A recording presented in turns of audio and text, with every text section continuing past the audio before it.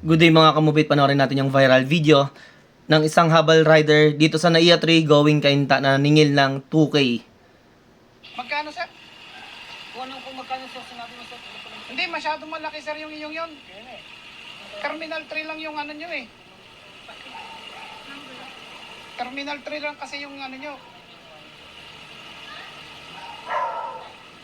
Kahit 1,000 lang sir, pasok pa rin sa ano mo yun eh. Oo. Kung NAIA 3 to Cainta, Philinvest Cainta, from NAIA 3 to Cainta, Philinvest, kahit 500 lang, paldo ka na doon.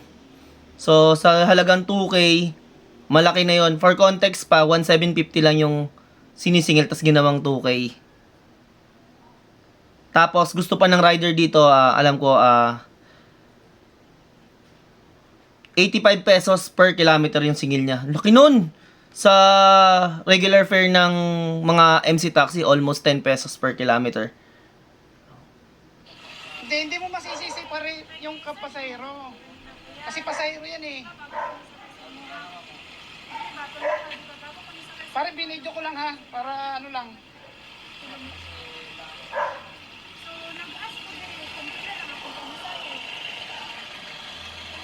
Naku po, pinakita yung plaka.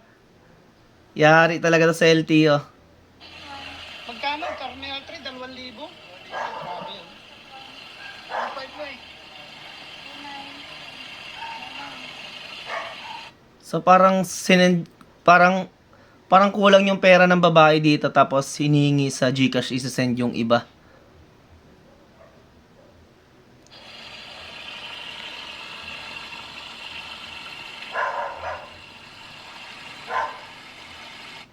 Magka...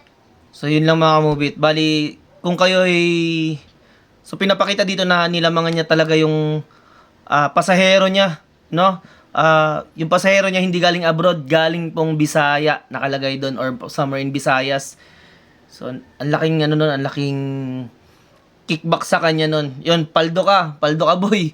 Paldo ka ng 2K, kaso paldo ka rin sa LTO at sa kahihiyan. So, para din sa mga pasahero natin na wag natin tangkilikin yung habal. Kung kaya naman natin mag-book tayo kasi number 1 yung insurance talaga. So, kung napahama kayo dyan, hindi kayo masasagot ng rider. Pero kung nakabook kayo, masasagot kayo ng insurance.